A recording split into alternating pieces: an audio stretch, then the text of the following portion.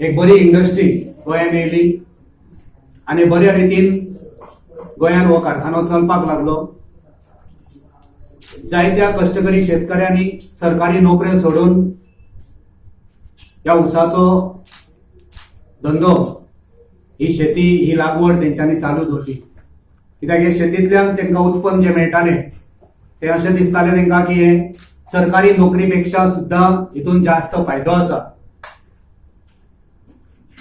जेंकां सरकारी नोकरी ना जावं इतर काम धंदो ना तेंच्यांनी ही ऊसाची लागवड करून या संजीवनी कारखान्याच्या माध्यमांतल्यान आपणाचो घराबो, आपणाचो संसार, आपणाचो फुडार घडयलो।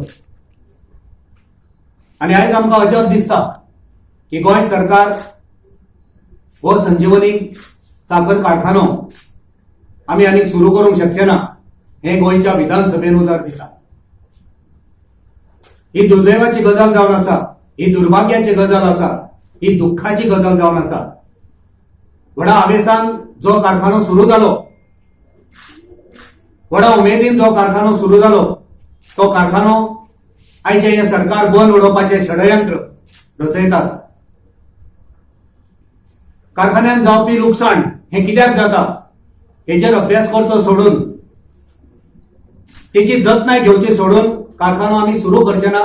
तितून आमकां लुकसाण जाता, दर वर्सा 10 कोटी 8 कोटी अशें लुकसाण जाता, म्हण आमी तो परत चालू करचे ना हे उतर गोंयच्या विधानसभेन दितात।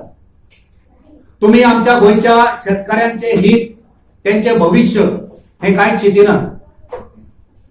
त्या कारखान्यात वावर करपी जे कामदार आसा तेंचे भविष्या बद्दल कांय चिंतिना। तुम्ही उतर दिता की आमी तेंची जतनाय घेतले, पण कारखानो बंद करून तुम्ही तेंची जतनाय कशे घेतले? कारखानो बंद करून तुम्ही शेतकऱ्यांची जतनाय कशे घेतले? कारखानो चालू उरपाक जाय। आमची मागणी आसा की संजीवनी कारखानो हो गोंयकारांच्या स्वाभिमानाचो जावन आसा आनी हो चालू उरपाक जाय।